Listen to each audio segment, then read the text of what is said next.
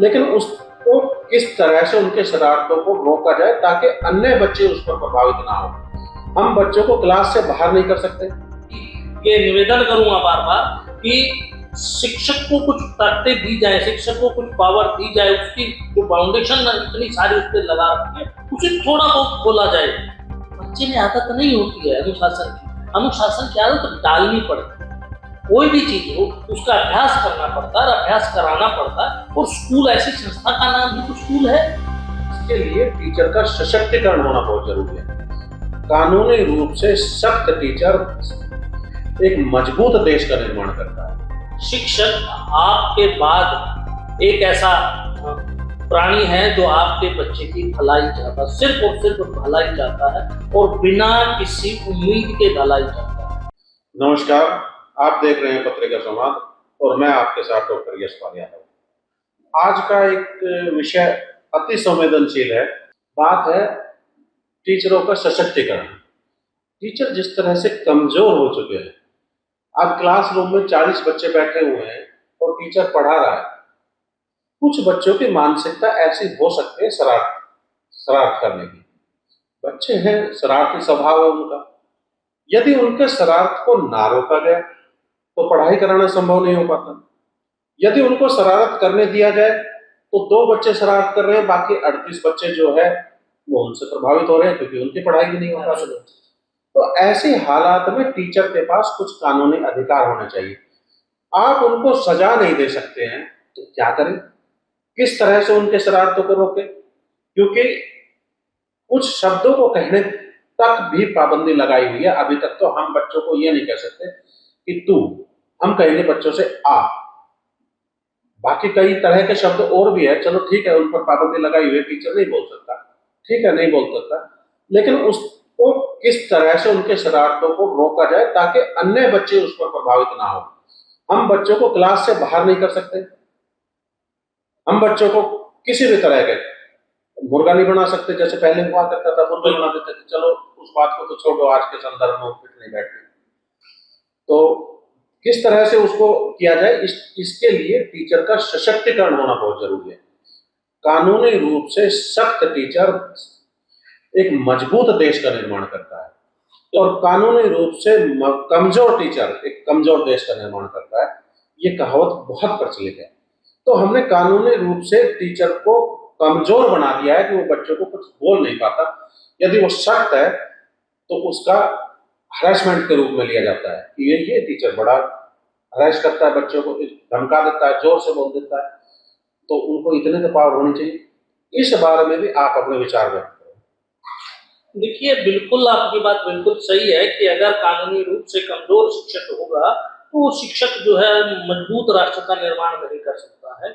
और मैं सरकार अभी जागी है, सरकार ने इस बारे में सोचा, मैं सरकार से भी ये निवेदन करूंगा बार बार कि शिक्षक को कुछ ताकतें दी जाए, शिक्षक को कुछ पावर दी जाए, उसकी जो फाउंडेशन इतनी सारी उस पर लगा रखी है उसे थोड़ा बहुत खोला जाए। तो उसे खोलने की जरूरत है ताकि वो एक मजबूत राष्ट्र का निर्माण करने के लिए अपनी ताकत का इस्तेमाल कर सके। उस ताकत को उसको ऐसी पावर देना, कानूनी रूप से वो पावर देना जरूरी हो गया है। क्योंकि आज शिक्षक, आपकी बात बिल्कुल सही है, किसी को कुछ कह नहीं सकता, लेकिन अगर वो बच्चा, एक बच्चा भी शरारत मतलब पूरी क्लास में करता है और पूरे उसको इफेक्ट करता है, तो हमें ये जरूरी हो गया है कि उसे एक बच्चे को रोकना पड़ेगा। उसके लिए कुछ ना कुछ कानूनी ताकत ऐसी होनी चाहिए शिक्षक के पास, जो या पूरे स्कूल मैनेजमेंट के पास भी, कि वो बच्चे से उसको कंट्रोल कर सके, उसको थोड़ा सा डर रहे। क्योंकि कहा जाता हमारे यहाँ के भय बिन प्रीत ना हो। तो और अनुशासन तो भय बिन आता ही नहीं है। वो बिल्कुल भी अनुशासन, वो कोई अनुशासन में रहना नहीं चाहता, ये जब तक उसकी आदत ना पड़ जाए। और बच्चे में आदत नहीं होती है अनुशासन की, अनुशासन की आदत डालनी पड़ती है।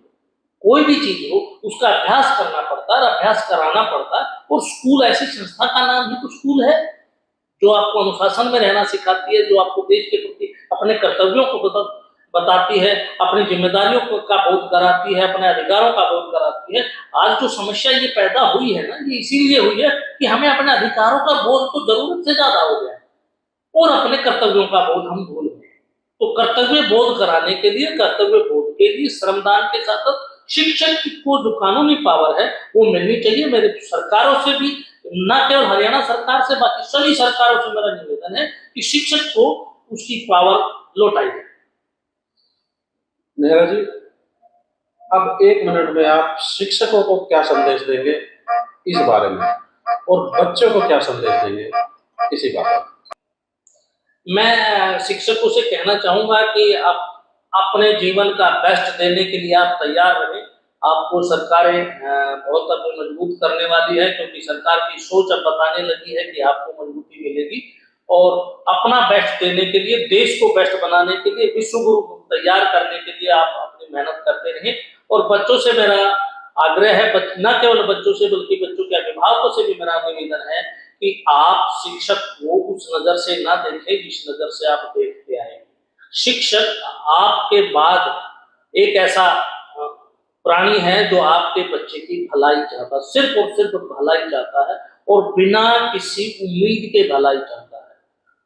शिक्षक वो प्राणी है जो हर एक बच्चे की भलाई चाहता है और बिना किसी दूसरी उम्मीद के। हो सकता है माता पिता तो किसी एक उम्मीद में भी रहता है कि कल को मेरा बच्चा ये ऐसा बनेगा तो मुझे भी कुछ सुख होगा, लेकिन शिक्षक ऐसा नहीं सोचता। वो बावजूद उसके वो उसकी भलाई चाहता है, जो कुछ भी वो करता है उसकी भलाई के लिए करता है। उसको इस भावना से नहीं देखा जाना चाहिए जिस भावना से आजकल पेरेंट्स देखते हैं। ये थे पवन नेहरा जी, भारतीय जनता पार्टी के शिक्षा प्रकोष्ठ के जिला संयोजक। इन्होंने बड़ी ही बेबाकी से सभी प्रश्नों के उत्तर दिए और कहा कि अब शिक्षक को अपनी जिम्मेदारी निभाने के लिए तैयार रहना चाहिए, क्योंकि सरकारें उसके समर्थन में नजर आ रही हैं। पहले सरकारें जिस तरह से कानूनी रूप से उसको कमजोर करने के दिशा में काम कर रही थी, अब जिस तरह से मुख्यमंत्रियों के बयान आने लगे, उस तरह से नजर आता है कि अब सरकारें टीचर को सशक्त करने की दिशा में काम कर रही है। बाकी तमाम जानकारी और खबरों को देखते रहिए पत्रिका समाचार।